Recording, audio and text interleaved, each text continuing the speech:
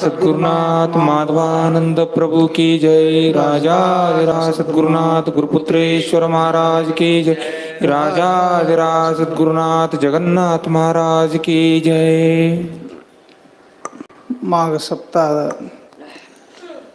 2ನೇ ದಿವಸದ ಬೆಳಗಿನ ಕಾರ್ಯಕ್ರಮ.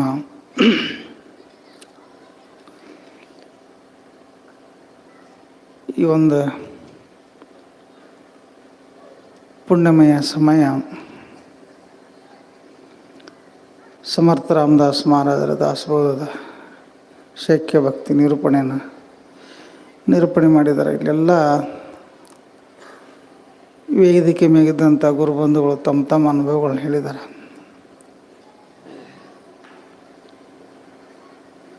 ಈ ಸಂಪ್ರದಾಯ ಗುರು ಪರಂಪರೆ ಯಾವ ತೆರನಾಗಿ ಬಂದದ, ಈ ಒಂದು ಕಾಲವಾದಂಥ ಜಗತ್ತಿಗೆ ಏನು ಸಂದೇಶ ಕೊಟ್ಟೈತೆ ಅನ್ನೋದನ್ನು ಭಾಳ ಸತ್ತಾರವಾಗಿ ಇವರು ನಮ್ಮ ಯಕ್ಕಂಚಿ ಗುರುದೇವ ಆಶ್ರಮದ ಗುರುಪಾದ ಶರಣರು ಎಲ್ಲ ರಂಗದೊಳಗೂ ಹೇಳಿದರು. ಪ್ರಪಂಚದ ಬದ್ದಲು ಹೇಳಿದರು, ಜೀವನದ ಬದ್ದಲೂ ಹೇಳಿದರು, ನಂಬಿಕೆ ಬದ್ದಲೂ ಹೇಳಿದರು. ಮತ್ತು ಜೀವಾತ್ಮ ಪರಮಾತ್ಮ ಆಗಿ ಮುಕ್ತ ಆಗ್ಲಾಕ ಬಂದೈತಿ. ಅದ್ರ ಹೇಳ್ತಾರೆ, ನಂಬೆಲ್ಲ ಮನುಜ ಗುರುಪಾದವ ಡಾಂಬಿಕ ಸಂಸಾರ ಬಾಧೆಯ ನಳಿದು ಕುಂಬಿನಿ ಏಳು ನೀ ಮುಕ್ತ ಆಗಬೇಕಂದ್ರೆ ನಂಬಿಕೆ ಕಾರಣವು ಸಾಂಬನೊಲಿಸೋದಕ್ಕೆ. ಬಹಳ ಸುಂದರವಾಗಿ ಹೇಳಿದ್ದಾರೆ. ಎಲ್ಲ ರಂಗದೊಳಗೂ ಸ್ವಲ್ಪ ಹಾಸ್ಯಭರಿತವಾಗಿ ನಮ್ಮ ಮನಸ್ಸ ಮುಟ್ಟುವ ಎಲ್ಲ ಥರದ ವಿಷಯಗಳನ್ನು ಬಹಳ ಸುಂದರವಾಗಿ ಹೇಳಿದ್ದಾರೆ. ಜೀವನ ಅನ್ನೋದು ಅಷ್ಟು ಅಮೂಲ್ಯವಾದದ್ದು. ಒಂದು ನೀರು ಇರ್ತೈತಪ್ಪ, ಅದು ಯಾವ ರೂಪ ಐತಿ, ಕೆಂಪೈತೋ ಕರ್ರಗೈತೋ ಬೆಳ್ಳಗೈತೋ, ನೀ ಯಾವ ಬಣ್ಣ ಅದರೊಳಗೆ ಒಯ್ತಿಲ್ಲ ಅದರಂಗೆ ಅದು ಪರಿವರ್ತನೆ ಆಕೈತೆ. ಹಂಗೆ ನಾವು ಎಲ್ಲ ಯಾವ ಸಂಸ್ಕಾರದೊಳಗೆ ಬೆರಿತೀವಿ ಅದರಂತೆ ನಾವು ಪರಿವರ್ತನೆ ಆಕೀವಿ. ಕೆಟ್ಟ ಮಂದಿ ಪಾಪಿಗಳು ವ್ಯಸನಿಗಳ ಸಹವಾಸ ಮಾಡಿದೀವಿ ಅಂತಂದ್ರೆ ಅದರೊಳಗೆ ಬೆರೆತು ನಮ್ಮ ಆಯುಷ್ಯವನ್ನೆಲ್ಲ ವ್ಯರ್ಥ ಕಳಿತೀವಿ. ಅಧ್ಯಾತ್ಮ ಜೀವಿಗಳಾಗಿ ಗುರು ಉಪದೇಶವನ್ನು ಅಥವಾ ಇಂಥ ವಿಶೇಷವಾದಂಥ ಸಂಪ್ರದಾಯದಲ್ಲಿ ಬೆರೆತು ಸದಾಕಾಲ ಸತ್ಸಂಗ ಸದ್ವಿಚಾರ ನಿತ್ಯಮದೊಳಗೆ ನಾವು ತೊಡಕಿದೀವಪ್ಪ ಅಂತಂದ್ರೆ ಪ್ರಪಂಚದೊಳಗೆ ಇದ್ದುಕೊಂಡು ನಾವು ಜೀವನ್ಮುಕ್ತ ಆಗ್ಲಾಕ ಬರ್ತೈತೆ ಅನ್ನೋದು ಈ ಸಂಪ್ರದಾಯದಲ್ಲಿ ಬಾಬಾಸಾಹೇಬ್ ಮಹಾರಾಜರು, ಗಿರಿಮಲ್ಲೇಶ್ವರ ಮಹಾರಾಜರು ಆಗಿ ಹೋದಂಥ ಎಲ್ಲ ಮಹಾಪುರುಷರು ಅವ್ರ ಜ್ಞಾನಿಗಳು ಬಹಳ ಸೂಕ್ಷ್ಮ ಹೇಳ್ತಾರೆ. ಮನಸ್ಸಿನ ಹೊಯ್ದಾಟವೇ ಮಹಾರೋಗ ಮನುಷ್ಯ ಅಂತ ಇದ್ದೀವಿ. ಮನಸ್ಸಿನ ಹೊಯ್ದಾಟ ಅಂತಂದ್ರೆ ಒಬ್ಬ ದಾರಿಕಾರ ಒಂದು ಊರಿಗೆ ಹೊಂಟಿದ್ದ. ಊರಿಗೆ ಹೊಂಟ ಸಮಯದಲ್ಲಿ ಸಂಜೆ ಆಗಿತ್ತು. ಅಲ್ಲಿ ಒಂದು ಆಶ್ರಮ ಇತ್ತು. ಆಶ್ರಮದೊಳಗೊಬ್ಬ ಮಹಾತ್ಮರಿದ್ದರು. ಬಹಳ ಕಾಡು ಅರಣ್ಯದೊಳಗೆ ಹೋಗುವಂಥ ಒಂದು ಮಾರ್ಗ ಅದು. ಆ ಒಂದು ಮಾರ್ಗದೊಳಗೆ ಹೋಗ್ಬೇಕಾದ್ರೆ ಬೆಳಕಿನ ಅವಶ್ಯಕತೆ ಹೋಗಿತ್ತು. ಗುರುಗಳಿಗೆ ಭೇಟಿಯಾಗಿ ಗುರುಗಳ ದರ್ಶನ ತೊಗೊಂಡು ಹೋದ್ರೆ ಆತಂತೇಳಿ ಆಶ್ರಮದೊಳಗೆ ಹೋದ. ಗುರುಗಳು ಕೂತಿದ್ರು, ನಮಸ್ಕಾರ ಮಾಡಿದ.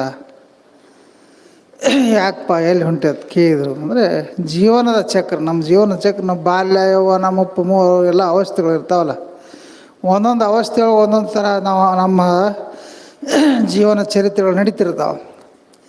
ಒಳಗೆ ಹೋದ, ಗುರು ದರ್ಶನ ತೊಗೊಂಡ. ಇಂಥ ಊರಿಗೆ ಹೋಗ್ಬೇಕಾಯ್ತು, ಇಲ್ಲಿಂದ ಒಂದು 8-10 ಕಿಲೋಮೀಟ್ರ್ ದೂರ ಐತಿ. ಆದರೆ ಇದು ಅರಣ್ಯ ಮಾರ್ಗ. ಅವ್ರು ಗುರುಗಳು ಹೇಳಿದ್ರೆ ಬೆಳಕಾದ ನಂತರ ಹೋಗೋದು ಅರಣ್ಯ ಮಾರ್ಗ ಐತಿ, ಅಲ್ಲೆಲ್ಲ ಕಾಡು ಮೃಗಗಳಿರ್ತಾವೆ, ತೊಂದರೆ ಆಕೈತಿ, ಜೀವಕ್ಕೆ ತೊಂದರೆ ಆಕೈತಿ. ಗುರುಗಳು ಹೇಳಿದ್ರೆ ಅವ್ರು ಹೇಳಿದ ಕೂಡಲೇ ಅಂದ, ನಾ ಹೋಗಬೇಕಾಗಿತ್ತು, ಇವತ್ತು ಎಷ್ಟೊತ್ತಿದ್ರು ಹೋಗಬೇಕಾಗಿತ್ತು. ಹೋಗಬೇಕಾಯ್ತು ಅಂದ್ಕೂಡಲೇ ಗುರುಗಳು ಹೇಳಿದರು, ಅವ್ರು ಏನು ಮಾಡಿದ್ರಪ್ಪ ಅಂತಂದ್ರೆ ಒಂದು ದಿವಟಿಗೆಯನ್ನು ಕೊಟ್ಟರು. ಅದೇನು 10 ಕಿಲೋಮೀಟ್ರ್ ಅವ ಏನು ಕ್ರಮಿಸಬೇಕಂತ ಹಾದಿತ್ತು, ಹೋಗ್ಬೇಕಂತ ಹಾದಿ, ಅದಕ್ಕೆ ಹತ್ತು ಅಷ್ಟು, ಆ ದೀಪಕ್ಕೆ ಹತ್ತು ಅಷ್ಟು ದೂರ ಹೋಗೋ ತನಕನೂ ಅದಕ್ಕೆ ಪುರೋಟ ಆಗೋಟ್ಟು ಎಣ್ಣೆ ಕೊಟ್ಟಿದ್ರು ಗುರುಗಳು. ಹೋಗತ್ತಂದ್ರು. ಹೋಗುವ ಹೊತ್ನ್ಯಾಗ ಅವ್ನು ಗಡಬಡಿ ಮಾಡಿ ಹೊಂಟ ಸಮಯದಲ್ಲಿ ಹೇಳಿದರು, ನೀ ಏನು ಹೋಗಿಲ್ಲ, ಹೋಗುವಂಥ ದಾರಿ ಒಳಗೆ ಏನಾದರೂ ನಿನಗೆ ಸ್ವಲ್ಪ ಒಂದು ನಿನ್ನ ಈ ಮಾಯಾ ಮಡುವಿನೊಳಗೆ ಧುಮುಕುವಂಥ ಒಂದು ವ್ಯವಹಾರಗಳು ನಡೆದಾಗ ಆ ಕಡೆ ಲಕ್ಷ್ಯ ಕೊಡಬೇಡ, ಸುಮ್ಮ ಕಣ್ಣು ಮುಚ್ಚಿದ ಆಟಿಬಿಡು. ಅವ್ರು ಹೇಳಿದ್ರು ಹ್ಞೂ ಅಂದ. ಎಲ್ಲ ಆ ಟೈಮ್ದಾಗ ಹ್ಞೂ ಅಂದು ಹೊಂಟ ಒಂದು 3-4 ಕಿಲೋಮೀಟ್ರ್ ಹೋಗಿದ್ದ. ಅದು ಸ್ವಲ್ಪ ದೀಪ ಆರ್ತಿತ್ತು, ಮತ್ತು ಎಣ್ಣೆ ಹಾಕ್ತಿದ್ದ, ಮತ್ತು ಹೊಕ್ಕಿದ್ದ. ಅವಾಗ ಏನಾತಪ್ಪ ಅಂತಂದ್ರೆ ಸ್ವಲ್ಪ ಅವೇನು ದಿವಟಿಗೆ ಹಿಡ್ದದ್ದ, ದಿವಟಿಗೆ ಬೆಳಕಿಗೆ ಒಂದು ಸ್ವಲ್ಪ ಜಗ್ಗತ್ತು ಹೊಳೆದಂಗೆ ಆತವ, ಬೆಳಕು ಕಾಣಿತು, ಮಿಂಚಿದಂಗೆ ಆತದ. ಮಿಂಚಿದ ಕೂಡಲೇ ಆ ಕಡೆ ಲಕ್ಷ ಹೋತು ನೋಡ್ತಾನ. ಅಲ್ಲೊಂದು ಬಂಗಾರದ ಹಂಡೆ, ಅದರೊಳಗೆ ಎಷ್ಟೋ ಒಂದು 1000 ನಾಣ್ಯಗಳಿದ್ದು. ಆ ನಾಣ್ಯಗಳು ನೀನು ನೋಡಿದ ಅವಾಗ ತಲೆಯಾಗ ಬತ್ತು, ಏನು ದೊಡ್ಡ ಸಂಪತ್ತು ಸಿಗ್ತದೆ. ಅವ ಏನು ಎಲ್ಲಿಂದ ಹೊಂಟಿದ್ದ, ಎಲ್ಲಿ ಹೋಗಬೇಕಾಗಿತ್ತು, ಮತ್ತು ಹಾದಿಯೊಳಗೆ ಶ್ರಮಿಸೋ ಸಲುವಾಗಿ, ನಡೆಯುವ ಸಲುವಾಗಿ ಅಥವಾ ಬೆಳಕವನ್ನು ಕೊಟ್ಟಿದ್ದ ಪರಮಾತ್ಮ, ಇದನ್ನೆಲ್ಲ ಗುರು ಕೊಟ್ಟಿದ್ದನ್ನು ಮರೆತ ಆ ಏನು ಮಿಂಚಿತ್ತಲ್ಲ ಆ ಕಡೆ ಲಕ್ಷ್ಯ ಹೋತು ನೋಡ್ತಾನೆ. ಒಳಗೆ ಬೆಳಕ ಬಿಟ್ಟು ನಾಣ್ಯಗಳು ತುಂಬಿದ್ದು. ಇವು ಎಷ್ಟು ಇರ್ಬೋದು ಅಂತ ವಿಚಾರ ಮಾಡಿದ. ನಾಣ್ಯಗಳು ಎಷ್ಟಿರ್ಬೋದು? ಅವನು ಎಣಿಸೇ ನೋಡೋಣ ತಂದ. ಅದನ್ನು ನಾಣ್ಯಗಳೆಲ್ಲ ಸುರಿವಿದ, ಎಣಿಸ್ಲಕ್ಕೆ ಶುರು ಮಾಡಿದ. ಮತ್ತು ದೀಪ ಒಂದು ಸ್ವಲ್ಪ ಡಿಮ್ ಹಾಕಿತ್ತು, ಮತ್ತು ಎಣ್ಣೆ ಹಾಕ್ತಿದ್ದ, ಮತ್ತು ಎಣಿಸ್ಲಕ್ಕೆ ಹತ್ತಿದ್ದ. ಹಿಂಗೆ ಎಣಿಸ್ತಾ ಅವು ಏನಪ್ಪ ಅಂತಂದ್ರೆ ಒಂದು 1000ಕ್ಕೆ 8-10 ನಾಣ್ಯಗಳ ಕಂಬಿದ್ದು. ಒಂದು 8-10 ನಾಣ್ಯ ಕಂಬಿದ್ದು ಕೂಡ ನಾವು ಏನು ವಿಚಾರ ಮಾಡಿದ, ಇವು ಇಂಥದ್ದೆಲ್ಲ ಇಷ್ಟೆಲ್ಲ ಇದನ್ನು ಮಾಡಿ ಇಟ್ಟಾರಂದಾಗ ಅವು ಇವು ಹೆಂಗೆ ಒಂದು 8-10 ಕಮ್ಮಿ ಆದಿದ್ದಾವು? ಅದಕ್ಕೆ ಅವು ಕಮ್ಮ ಅದಾವು, ಏನು ನಾನಾ ಲೆಕ್ಕ ತಪ್ಪು ಮಾಡಿನೋ ಅಂಥೇಳಿ ಮತ್ತೆ ಸುರಿದ, ಮತ್ತೆ ಎಣ್ಸಾಕತ್ತ. ಅವಾಗ 2 ಕಂಬಿದ್ದು. ಅವಾಗ ಅವನಿಗೆ ಕಲ್ಪನಾ ಬತ್ತು, ಅವೇನೋ ಹೆಚ್ಚಕಮ್ಮ ಅದಾವ, ಏನು ಮಾಡ್ಯಾವ ಗೊತ್ತಿಲ್ಲ, ನಾನು ಲೆಕ್ಕ ತಪ್ಪೈತೆ ಅಂದವನ ಮತ್ತೆ ಸುರಿಯೋದು. ನಮ್ಮ ಪ್ರಪಂಚನ ಹಿಂಗೈತದ. ಬಾಲ್ಯ, ಯೌವನ, ಮುಪ್ಪು 3 ವರ್ಷ. ಬಾಲ್ಯದೊಳಗೆ ಏನೇನೋ ಆಟ ಪಾಠದೊಳಗೆ ಕಾಲಹರಣ ಮಾಡಿರ್ತೀವಿ. ಯೌವನಾವಸ್ಥೆಯೊಳಗೆ ಎಲ್ಲ ವ್ಯಾಮೋಹದೊಳಗೆ ಪ್ರಪಂಚ, ಸ್ತ್ರೀ, ಪುರುಷ, ಸಂಪತ್ತು, ಸಾಕಷ್ಟು ಮೋಹದೊಳಗೆ ಕಾಲಹರಣ ಮಾಡಿರ್ತೀವಿ. ಕೊನೆಗೆ ಮುಪ್ಪು ಬಂದ ನಂತರ ಮುಪ್ಪಾವಸ್ಥೆಯೊಳಗೆ ಅವ್ರು ಹೇಳಲ್ಲ, ಮನೆ ಹಾಕ್ಕೊಂಡ್ರು ಕೊಡಂಗಿಲ್ಲ, ಹೊರಗೆ ಸಹಿತ ಬಾಗದ ಹಾಕ್ಕೊಂಡ್ರು ಕೊಡಂಗಿಲ್ಲ, ಒಂದು ಪರ್ಲಂಗ್ 2 ಪರ್ಲಂಗ್ ದೂರ. ಆ ಅವಸ್ಥೆನೂ ಬಂದು ನಮಗೆ ಪ್ರಾಪ್ತ ಆಕೈತಿ. ಅದು ಅವಾಗೆಲ್ಲ ಅರಿವು ಬರ್ತೈತಿ. ಅರಿವು ಬಂದಾಗ ಎಲ್ಲ ಅಸ್ತಿತ್ವ ಕಳ್ಕೊಂಡ್ಬಿಟ್ಟಿರ್ತೈತಿ. ಶರೀರ ತನ್ನ ಅಸ್ತಿತ್ವವನ್ನು ಕಳ್ಕೊಂಡ್ಬಿಟ್ಟಿರ್ತೈತಿ. ಹಂಗೆ ಅವೆಲ್ಲ ಇದು ಲೆಕ್ಕ ತಪ್ಪೈತೆ ಅಂದವನು ಮತ್ತೆ ಸುರಿಯೋದ. ನಮ್ಮದು ಜೀವನ ಹಂಗೆ ನಡತ್ತೆ, ಲೆಕ್ಕ ಮಾಡೋದು ನಡತ್ತಿದೆ. ಇನ್ನೊಂದು ಸ್ವಲ್ಪ ಈಗ ಒಂದು 5 ಎಕರೆ ಇತ್ತಪ್ಪ, 10 ಎಕರೆ ಮಾಡಿದ್ವಿ. 10 ಎಕರೆ ಮಾಡಿನಂತ ಅನ್ನುವಂಥ ನಿನ್ನಲ್ಲಿ ಮನೋಭಾವ ಇರ್ತೈತಿಲ್ಲ. 10 ಎಕರೆ ಮಾಡಿದವ 15 ಎಕರೆ ಮಾಡೋದೇನು ದೊಡ್ಡ ಅಸಾಧ್ಯ. 15 ಎಕರೆ ಮಾಡೋಕ್ಕೆ ಹೋದ. 15 ಇದ್ದದ್ದು 20 ಎಕರೆ ಮಾಡಿದ, 25 ಎಕರೆ ಮಾಡಿದ. ಅದರೊಳಗೆ ಆಯುಷ್ಯವನ್ನು ಕಳೀತಿದ್ದ. ಅದರೊಳಗೆ ಸ್ವಲ್ಪ ದುಃಖಿಸ್ತಿದ್ದ, ಅವನು ಸಂತೋಷ ಪಡ್ತಿದ್ದ. ಜಮೀನು ತೊಗೊಂಡಾಗ ಸಮಾಧಾನ ಆಕಿತ್ತ. ಸಾಲಗಾರ ಬಂದು ಮನೆ ಮುನ್ನಿತ್ತಾಗ ದುಃಖ ಆಕತಿ. ಅವ್ನು ಸಾಲ ಕೊಟ್ಟಿರ್ತಾನಲ್ಲ, ಕೊಡ್ತೋಳು ವ್ಯವಹಾರದಾಗ ಇರ್ತೈತೆ, ಅದು ಗೊತ್ತಾಕೈತೆ. ಅವ್ರು ಮಾಡಿದವ್ರು ಗೊತ್ತಿರೋದು. ಅವ್ನು ಕೇಳಿದಂದ್ರೆ ಅವಾಗ ಭಾಳ ದುಃಖ ಆಕೈತಿ. ತೊಗೊಂಡಾಗ ಆನಂದ ಆಗಿರ್ತೈತಿ. ಹಂಗೆ ನಡೆದೈತಿ ಅದು ಪ್ರಪಂಚ. ಅವಾಗ ಅವ್ನು ಲೆಕ್ಕ ಮಾಡಿದ, ಇದು ಹೆಂಗೆ ಕಮ್ಮನ್ನ 2-3-4 ಹೆಂಗೆ 2 ಕಮ್ಮಿರ್ತಾವೆ. ನಾನು ಲೆಕ್ಕ ತಪ್ಪಿದ್ದೆ, ಅಗದಿ ಜಾಗ್ರತೆಯಿಂದ ಲೆಕ್ಕ ಮಾಡೋಣ. ನಾನು ಮತ್ತೆ ಸುರಿ ಲೆಕ್ಕ ಮಾಡ್ತಿದ್ದ, ದೀಪ ಆರ್ತಿತ್ತು, ಮತ್ತೆ ಎಣ್ಣೆ ಹಾಕ್ತಿದ್ದಂಗೆಲ್ಲ ನಡೀತಾನೆ. ಕಡೆಗೆ ಹೋಗಿ ಕೊನೆ ಲೆಕ್ಕ ಶುದ್ಧ ಆಗಿಬಿಡ್ತಾವ. ಲೆಕ್ಕ ಶುದ್ಧ ಆತು. ಕರೆಕ್ಟ್ 1000 ನಾಣ್ಯ ಅದ್ರಾಗ ಇದ್ದು. ಈಗ ಲೆಕ್ಕ ಶುದ್ಧ ಆತಂದವ. ಲೆಕ್ಕ ಶುದ್ಧ ಆತಂದ ದೀಪ ಆರ್ಲಾಕತ್ತಿತ್ತು. ದೀಪಕ್ಕೆ ಎಣ್ಣೆ ಹಾಕ್ತಾನ, ಎಣ್ಣೆನೂ ಆಗಿತ್ತಲ್ಲಿ. ಮತ್ತು ಲೆಕ್ಕ ಮಾಡೋದ್ರಾಗ ಎಲ್ಲ ಎಣ್ಣೆನ ಕಲಾಸ ಆಗಿತ್ತು. ನಮ್ಮ ಹೆಂಗೆ ಹೋಗಿತ್ತಿಲ್ಲ ಎಣ್ಣೆ. ನಾವು ಬಾಲ್ಯದೊಳಗೆ ಹೆಂಗಿದ್ದೀವಿ, ಯೌವನಾವಸ್ಥೆಗೆ ಹೆಂಗೆ ಸವಾ ಕ್ವಿಂಟಲ್ ಚೀಲ ನಮಗೆ ಏನು ನಾನು ಬೇಕಾದ ಮಾಡಿ ಹೇಳ್ತಿದ್ದೇವ್ರು ಹತ್ತಿತ್ತಾರ ಹಿರಿಯರ ಮುದುಗ ವಯಸ್ಸದವ್ರನ್ನ ಕೇಳ್ಬೇಕು. ನಾವು ಏನು ಈ ದಂಡ್ಯಾಗ ಬೇಕಿದ್ರೆ ಆ ದಂಡ್ಯಾಗ ಹೇಳ್ತಿರ್ತಾರೆ ಅವರು. ಕೆಲವೊಂದು ಕೆಲಸ ಮಾಡಿದವ್ರು ಹೇಳ್ತಿರ್ತಾರೆ, ಯಾಕಂದ್ರೆ ಅವ್ರು ಮಾಡೇ ಇರ್ತಾರೆ ಬಿಡ, ಎಲ್ಲ ಮಾಡಿರ್ತಾರೆ. ಹಂಗೆ ಎಲ್ಲ ಇನ್ನೆಲ್ಲ ಲೆಕ್ಕ ಸುದ್ದ ಆಯ್ತು, ಎಣ್ಣೆ ಆಗಿಬಿಟ್ಟೈತಿ. ನೋಡ್ತಾನೆ ಗಿಂಡಿ ಬಗ್ಗಿಸ್ತಾನೆ ಅದ್ರ ಮ್ಯಾಗ, ದಿವಟಿಗೆ ಮ್ಯಾಗ ಒಂದು 2 ಹನಿ ಉಳಿದೈತೆ, ಅದೊಂದು ತಟ ಬೆತ್ತು ಮುಗಿತು. ಆಮ್ಯಾಗ ದಿವಟಿಗೆ ತೊಗೊಂಡು ಲೆಕ್ಕ ಸುದ್ದ ಆಗೈತೆ ಅಂದ್ರೆ ಒಂದು ಓಡಕ್ಕೆ ಹತ್ತಾನ, ಹಾದಿ ಹಿಡಿತಾನೋ, ಹಾದಿ ಹಿಡಿಗೊಡ್ದು ದೀಪ ಆರ್ಕೋತ ಬರ್ತೈತಿ. ದೀಪ ಹೆಂಗೆ ಆರ್ದತಿ, ಅವು ಕಾಡು ಮೃಗಗಳ ಮುತ್ತಿಗೆ ಹಾಕ್ತಾವ, ಅವನ್ನ ಅಲ್ಲೇ ಸಮಾಧಿ ಮಾಡಿಬಿಡ್ತಾವ. ಇದನ್ನು ನಾವು ಲೆಕ್ಕ ಶುದ್ಧ ಮಾಡಕ್ಕೆ ಹೋಗ್ಬಿಡೋದು, ಹಿಂಗೆ ಬರ್ತೈತೆ ಪರಿಸ್ಥಿತಿ. ಅದನ್ನು ಆ ಕಡೆ ಲೆಕ್ಕ ಹಾಕ್ಲಾರ ಸುಮ್ಮ ಗುರು ಏನು ನಮಗೇನು ಕೊಡ್ತಾನತ್ತು ನಮ್ಮ ಮನಸ್ಸಿಗೆ ಖಾತ್ರಿ ಐತಿ. ಮತ್ತು ನಮಗಂತೂ ಸಾಕು ಅನ್ನೋದು ಜೀವನದೊಳಗೆ ಎಂದೆಂದೂ ಬರೋಂಗಿಲ್ಲ ಮನುಷ್ಯನಿಗೆ. ನೋಡ್ರಿ, ಗ್ರಾಮ ಪಂಚಾಯತಿ ಹಿಡ್ಕೊಂಡು ಈ ರಾಷ್ಟ್ರವನ್ನು ಆಳುವಂಥವ್ರು ಅಲ್ಲಿವರೆಗೂ ಸಹಿತ ಯಾರಿಗೂ ಸಾಕತ್ತು ಬರೋದಿಲ್ಲ. ಮೊದಲು ಸಣ್ಣ ಮೆಂಬರ್ ಆಗ್ಬೇಕು ಅನಿಸ್ತೈತಿ, ಚೇರ್ಮನ್ ಆಗ್ಬೇಕು ಅನಿಸ್ತೈತಿ, ತಾಲೂಕು ಪಂಚಾಯತಿ, ಜಿಲ್ಲಾ ಪರಿಷತ್, ರಾಜ್ಯದ ಮುಖ್ಯಮಂತ್ರಿ ಆಗ್ಬೇಕು ಅನಿಸ್ತೈತಿ, ಆಮೇಲೆ ದೇಶದ ಪ್ರಧಾನಿ. ಒಲ್ಲೆ ಹೆಂಗತ್ತಾನೋ ನಾವು ಬಿಡ ಎಲ್ಲ ಏನು ಸ್ವಲ್ಪ ಭಾಳ ಗುದ್ದಾಡಿ ಒಂದಿಟ್ಟು ರಾಜಕಾರಣ ಮಾಡಿ ರೊಕ್ಕ ಗಳಿಸಿ ಏನು ಮಾಡಿ ರಾಜಕಾರಣ ಚೇರ್ಮನ್ ಏನಾರೇನು ಮಾಡಿರ್ತೀವಿ. ಇದನ್ನೆಲ್ಲ ಬಿಡ ನೀವು ಒಂದಿಬ್ಬರು ಕುಡುಕರಿರ್ತಾರೆ ನೋಡ್ಬೇಕು. ಅವ್ರು ಚರ್ಚೆ ಮಾಡ್ತಿರ್ತಾರೆ ಕೂತ್ಕೊಂಡು, ಕುಡ್ಕೋದೇನು ಚರ್ಚೆ. ನಾನು ಎಲೆಕ್ಷನ್ ಇರ್ಬೇಕತ್ತನು, MLA ಆಗ್ಬೇಕತ್ತನು, ಹಿಂಗೆ ಚರ್ಚೆ ಮಾಡ್ಕೋತ ಏನಾಕೈತೆ. ಅದ್ರಾಗ ಒಬ್ಬ ಏನಂದಂತಂದ್ರೆ, ನಾಳೆ ಹೊತ್ತು ಹೊಂಟ್ರೆ ಈ ರಾಜ್ಯದ ಮುಖ್ಯಮಂತ್ರಿ ನಾನಾ ತಂದು ನಾವು ಹೆಚ್ಚಾಗಿತ್ತವು ಭಾಳ. ಇಬ್ಬರು ಅವರ ಕೂಡಿದ್ರು. ಅವರು ಮುಂಜಾನೆ ಎದ್ದು ಕೂಡಲೇ ಈ ರಾಜ್ಯದ ಮುಖ್ಯಮಂತ್ರಿ ನಾವು ಮತ್ತು ಇಬ್ಬರು ದೋಸ್ತರಿದ್ರು. ಒಬ್ಬ ಹೆಚ್ಚಕ್ಕ ಮತ್ತು ತೊಗೊಳಕ್ರೆ ಹೆಂಗೆ ಬರ್ತೈತಿ, ಇಬ್ಬರು ಇವಂದಿಟ್ಟ ಅವಂದಿಟ್ಟ, ಅವ ಹಿಂಗೆ ಹೊಡ್ಕೋತ ಇಬ್ಬರು ಏರ್ಲಾಕತ್ತಿದ್ರು ಅವ್ರು. ಆ ಟೈಮದಾಗ ನೆನಪಾತು, ಈ ರಾಜ್ಯದ ಮುಖ್ಯಮಂತ್ರಿ ನಾಳೆ ನಾನು ಅಂದವ. ರಾಜ್ಯ ಮುಖ್ಯಮಂತ್ರಿ ನೀ ಹೆಂಗೆ ಹಾಕಿ ಹೋಗ್ತಿದ್ದಾವ ಇದ್ರಿಗೆ ಕೂತಾವ, ನೀ ಹೆಂಗೆ ಮುಖ್ಯಮಂತ್ರಿ ಹಾಕಿ ನಾ ಆಗಂಗಿಲ್ಲತ್ತ, ನೀ ಏನು ಗ್ಯಾರಂಟಿ ಹೇಳ್ತಿದ್ದಿದ್ದವ, ನೀ ಹೆಂಗೆ ಹಾಕಿ ಎತ್ತಿದ್ದವ, ಹೆಂಗಾಗಿ ನಾ ಯಾಕೆ ಆಗಂಗಿಲ್ಲ ಆತ ಅವ ನಾ ರಾಜೀನಾಮೆ ಕೊಟ್ಟಾಗ ನೀ ಆಗವಲ್ಲ ಅಂದ. ಇವ್ರಿಗಿಂತ ಮೊದಲು ಹಾಕಿ ಕೂತಿದ್ದ ಮುಖ್ಯಮಂತ್ರಿ. ಹಂಗೆ ನಮ್ಮ ಜೀವನ ಇದು. ಮತ್ತು ಇವನಿಗಿಂತ ಹೆಚ್ಚು ಮಾತಾಡಬೇಕಲ್ಲ. ಇವನಿಗಿಂತ ಮೊದಲು ಮುಖ್ಯಮಂತ್ರಿ ಆಗೇ ಬಿಟ್ಟಿದ್ದು. ಅವನ ರಾಜೀನಾಮೆ ಕೊಟ್ಟಾಗ ನೀ ಆಗವಲ್ಲ ಅಂದವ. ಹಿಂಗೆ ನಮ್ಮ ಓಟನು ಹಿಂಗೈತಿ. ಗುಂಗಿನಾಗ ಯಾವಾಗ ಯಾರು ಏನು ಮಾತಾಡ್ತೀವೋ ನಮಗೆ ಖಬರನೇ ಇರೋದಿಲ್ಲ. ಈ ಖಬರ್ ತೆಪ್ಪಿ ಜೀವನ ನಮಗೆಲ್ಲ. ಹಂಗೆ ಈ ಜೀವನ ಅನ್ನೋದು ಅಷ್ಟೇ ಸೂಕ್ಷ್ಮ ಐತಿ. ಏನಪ್ಪ ಪರಮಾತ್ಮ ನೀ ಒಂದು ಗುರಿ ಮುಟ್ಟತ್ ಹೇಳಿ ಒಂದು ದೇವಟಿಗೆ ಕೊಟ್ಟಿದ್ದು. ದೇವಟಿಗೆ ಅಂದ್ರೆ ಆಯುಷ್ಯ, ಅದಕ್ಕೆ ಸಂಬಂಧಪಟ್ಟಿದ ಶರೀರ, ಉತ್ತಮವಾದಂಥ ಶರೀರ ಕೊಟ್ಟಾನ ನಮ್ಮ ಜೀವಾತ್ಮ. ಇದಕ್ಕೆ ಇಂತಿಷ್ಟು ವರ್ಷ ಬದುಕಲಕ್ಕೆ ಆಯುಷ್ಯ ಕೊಟ್ಟಾನ. ಆಯುಷ್ಯವನ್ನೆಲ್ಲ ನಾವು ಬರೀ ಲೆಕ್ಕಪತ್ರದಾಗ ಕಳೆದು ಹೊರತಾಗಿ ಒಂದು ಯಾವುದೇ ದಂಡಿ ಗುರಿ ಮುಟ್ಟಕ್ಷ ಕೊನೆವರೆಗೆ ಕೊನೆ ಮುಪ್ಪಾವಸ್ಥೆ ಬಂದ ನಂತರ ಏನೋ ಒಂದು ಸಾಧಿಸ್ಬೇಕು. ಅವಾಗ ಕಣ್ಣ ಕೈಯ ಕಾಲ ಯಾವ ಅಸ್ತಿತ್ವನೂ ಕಾಯ್ಕೊಂಡಿರೋದ್ರಿ ಎಲ್ಲವನ್ನೂ ಕಳ್ಕೊಂಡ್ಬಿಟ್ಟಿರ್ತೈತಿ. ಆಗ ಪಶ್ಚಾತ್ತಾಪ ಪಡ್ತೈತಿ. ಆಯುಷ್ಯ ಎಲ್ಲ ವ್ಯರ್ಥ ಕಳೆದನಂತ ಹೇಳಿ ಆ ಜೀವಾತ್ಮ ಆತ್ಮ ಮರಗತೈತೆ. ಆಗ ಎಲ್ಲ ಸುಖ ನೋಡಿನಪ್ಪ, ಏನು ಪ್ರಪಂಚದೊಳಗೆ ಏನು ಹೆಂಡತಿಯಿಂದ ಇಲ್ಲ, ಮಕ್ಕಳಿಂದ ಇಲ್ಲ, ಮೊಮ್ಮಕ್ಕಳಿಂದ ಇಲ್ಲ, ಈ ಸಂಪತ್ತಿನಿಂದಲ್ಲ, ಯಾವುದರಿಂದನೂ ನಮಗೆ ಮನಸ್ಸಿಗೆ ಶಾಂತಿ ಸಮಾಧಾನ ಸಿಗಂಗಿಲ್ಲ. ನಮಗೇನು ಅದು ಹೇಳ್ತಾರಲ್ಲ, ಸದ್ವಸ್ತು ದಾಖವಿತು ಸದ್ಗುರು.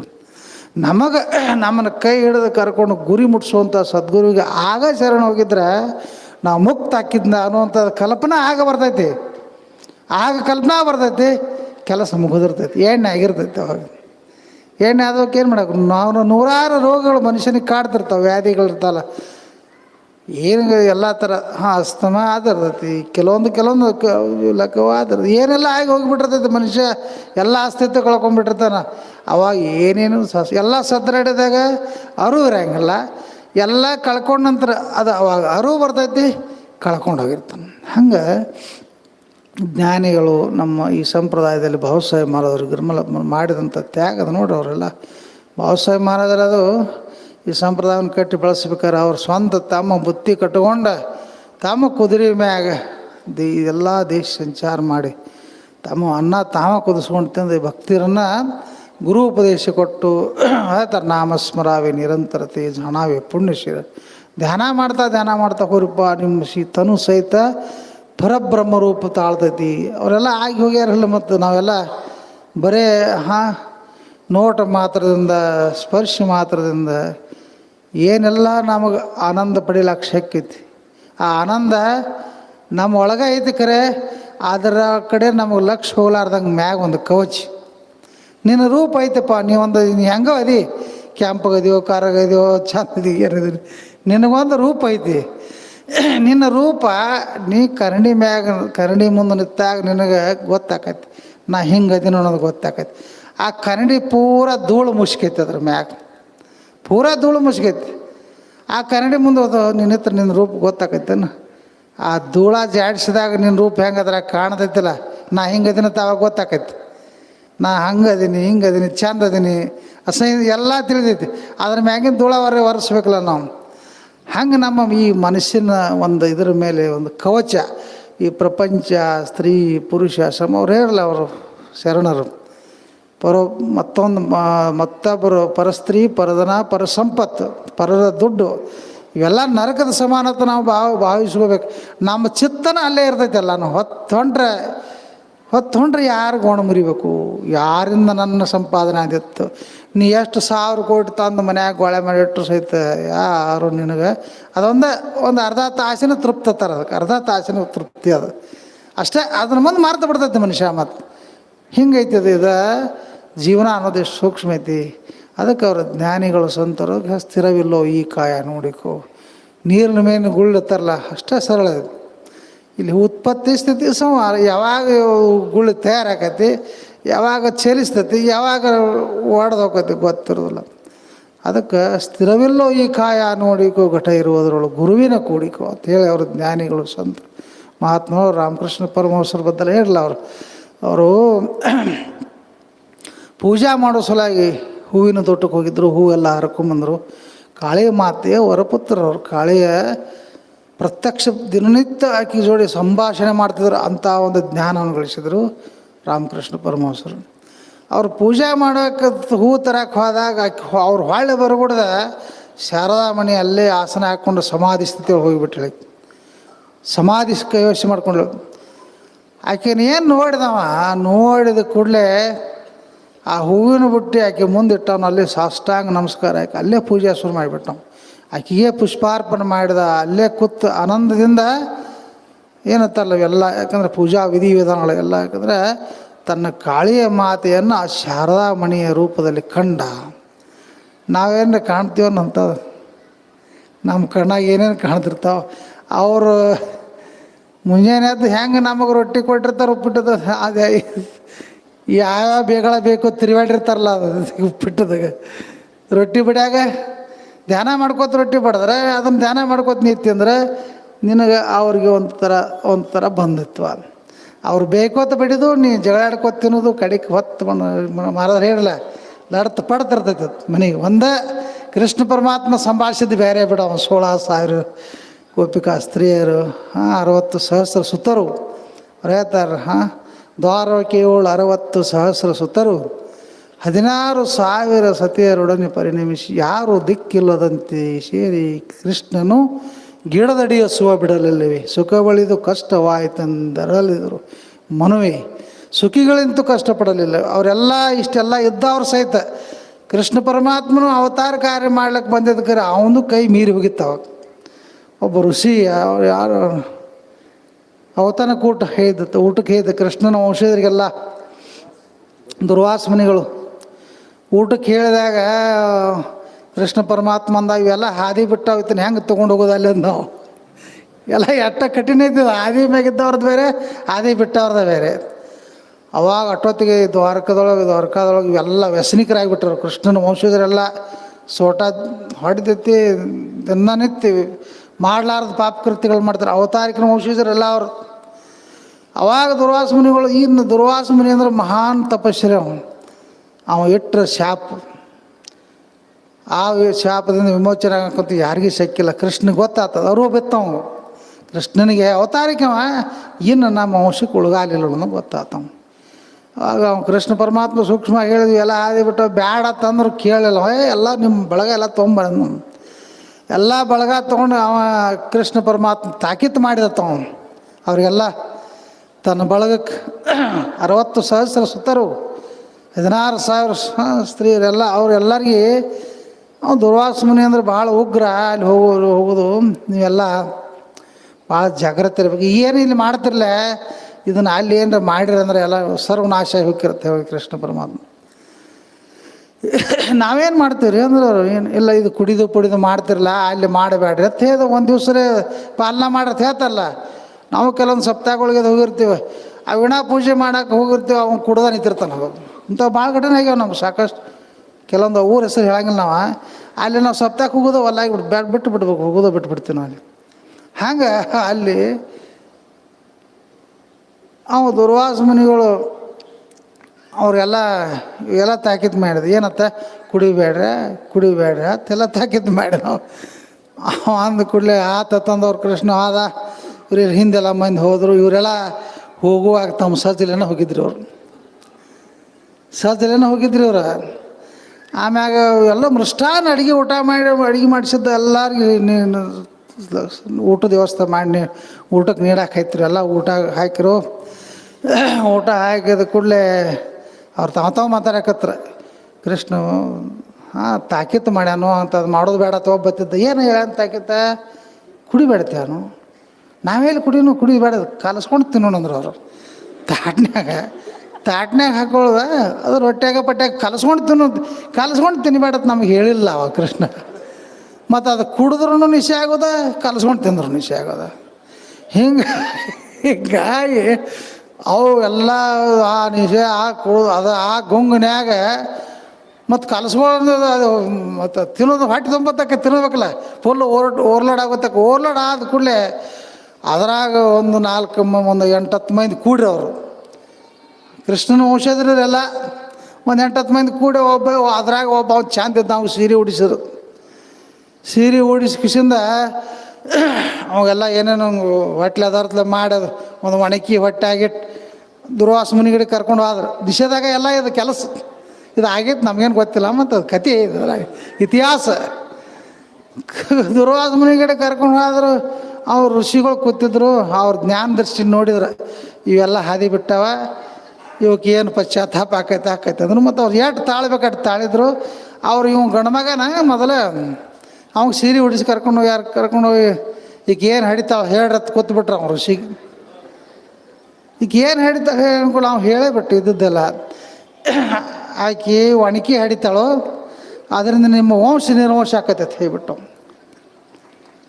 ಆಕೆ ಒಣಕಿ ಹಿಡಿತಾಳೋ ಅದರಿಂದ ನಿಮ್ಮ ವಂಶ ನಿರ್ವಂಶ ಆಕೈತೆ ಹೇಳಿದ ಕೂಡಲೇ ಕೃಷ್ಣಗೆ ಸುದ್ದಿ ಐತೆ, ಉಳಿದವ್ರಿಗೆ ಅನುಭವಿಕರಿಗೆ ಸುದ್ದಿ ಐತೆ. ಎಲ್ಲ ಬಂದು ನೋಡಿ ಆ ನದಿ ದಂಡಿ ಮ್ಯಾಗ ಹೋದ್ರು. ಒಂದು ಪಡಿಗೆಲ್ಲ ತೊಗೊಂಡ್ರು. ಆ ಒಣಕಿ ಎಲ್ಲ ತಿಕ್ಕಲಕತ್ರ ಇಲ್ಲಿ ತಿಕ್ಕಿ ಗಂಧದ ರೂಪ ಒಣಕಿಲ ಸಾಯ್ತಾಳೆ ಅಂದ್ಕೂಡ ಅದನ್ನು ತಿಕ್ಕಿದ ಕೂಡಲೇ ಒಣಕಿ ಗಂಧ ಆಗಿ ಅದೆಲ್ಲ ನದಿ ದಂಡ್ಯಾಗ ಆಪಾಗಿ ಬೆಳೆದ್ಬಿಟ್ಟು. ಇವ್ರು ಅದ ನಿಷೇಧಾಗ ಆಪ ತೊಗೊಂಡು ಜಗ್ಗುದು ಒಬ್ಬರನ್ನೊಬ್ರು ಹೊಡಿದು ಅಲ್ಲೇ ನದಿ ದಂಡೆ ಮಗ ಸರ್ವನಾಶ ಆಗಿಬಿಟ್ರು. ಒಬ್ಬ ಋಷಿ ಶಾಪ. ನಾವೇನಾದ್ರೂ ಹಂಗಂತ ತಪ್ಪುಗಳನ್ನು ಮಾಡ್ಕೊತ ಹೋದಿವಪ್ಪ ಅಂದ್ರೆ ನಮಗೆ ಹೆಂಗೆ ಕ್ಷಮ ಆಗಕ್ಕೆ ಸಿಕ್ಕೈತೆ. ಅದಕ್ಕೆ ಜ್ಞಾನಿಗಳು, ಸಂತರು, ಶರಣರು ಇಂಥ ವಿಶೇಷವಾದಂಥ ಸಂಪ್ರದಾಯದಲ್ಲಿ ನಮ್ಮನ್ನು ಉಪದೇಶ ಕೊಟ್ಟು ಉದ್ಧಾರ ಮಾಡೋ ಸಲುವಾಗಿ ಸದ್ಗುರುಗಳು ಹಗಲಿರುಳು ನಿತ್ಯ ನೇಮಿ ಪ್ರಾತಃ ಕಾಳಿ ಮಧ್ಯಾಹ್ನ ಕಾಳಿ ಸಾಯಂಕಾಳಿ ನಾಮಸ್ಮರಣ ಸರ್ವ ಕಾಲಕ್ಕೆ ಎಲ್ಲ ಸಮಯದೊಳಗೂ ಧ್ಯಾನ ಮಾಡ್ರಪ್ಪ. ನಿತ್ಯ ನಿಮ್ಮ ಉಪವಾಸ ಎಲ್ಲ. ಯಾಕಂದ್ರೆ ನೀವು ಒಂದು ಸ್ವಲ್ಪ ಅವ್ರು ಹೇಳ್ತಾರೆ ನೀತಿಕ್ರಿ ಅಂದ್ರೆ ಒಂದು ಶ್ವಾಸ ಧ್ಯಾನ ಕಮ್ಮಿ ಮಾಡಕ್ರೆ ಕೆಟ್ಟ ಕೆಲಸ ಯಾವಾಗ ಮಾಡೋಕ್ಕೆ ಹೋಗಬೇಡ. ಜ್ಞಾನಿಗಳು ಹೇಳುವಂಥ ಮಾತು. ಒಂದು ಶ್ವಾಸ ನೀಗಲಿಲ್ಲ ಧ್ಯಾನ ಮಾಡೋದು ಬಿಡು, ಕೆಟ್ಟ ಕೆಲಸ ಒಟ್ಟು ಮಾಡೋಕ್ಕೆ ಹೋಗಬೇಡ. ಈ ಶರೀರ ಬಂದೈತಿ ಮತ್ತೊಬ್ರಿಗೆ ಉಪಕಾರ ಮಾಡೋಕ್ಕೆ. ಅದು ಏನಾರೇ ಆಗಲಿ, ಯಾರ್ಯಾರು ತಮ್ಮ ಕಾಯಕ ಅವರು ಗುರುಗಳು ಇಷ್ಟೆಲ್ಲ ಬಾಬಾಸಾಹೇಬ್ ಮಹಾರಾಜರು ಒಂದು ಗುಡಿಸಲ ಹಾಕಿ ಬೆಳೆಸಿರೋದು. ಅದನ್ನು ಗಿರಿಮಲ್ಲೇಶ್ವರ ಮಹಾರಾಜರಂಥವ್ರು ವಿಸ್ತಾರವಾಗಿ ಗುರುಲಿಂಗ ಮಹಾರಾಜ ದೇವಾಲಯವನ್ನು ಕಟ್ಟಿ ಬೆಳೆಸಿದರು. ಇದನ್ನೆಲ್ಲ ವಿಶಾಲವಾಗಿದೊಂದು ಒಂದು ಸ್ವರ್ಗದ ಗತ್ಲೆ ಮಾಡಿಟ್ಟಂಥವ್ರು ಮಾಧವಾನಂದ ಪ್ರಭುಜಿಯವರು.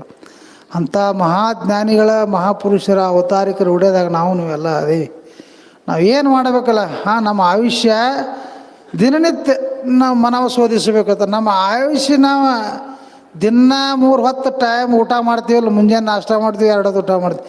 ಆಯುಷ್ಯ ದಿನನಿತ್ಯದ ಒಂದು 24 ತಾಸು ಎದರ ಸಲುವಾಗಿ ಕಳೀಲಾಗ್ತಿದ್ವಿ ಅನ್ನೋದು ನಮ್ಮ ಮನೆಯವರಕ್ಕೆ ಬೇಕು. ಭಾಳ ನೀವು 100 ವರ್ಷ ಬದುಕಿ 200 ವರ್ಷ ಬದುಕಿರಿ ಏನು ಮಾಡೋದೈತಿ? ಬರೀ ತಿನ್ನೋದು ಉಣ್ಣೋದು ಸಲುವಾಗಿ ಬದುಕಿರಿ ಏನಿದೆ?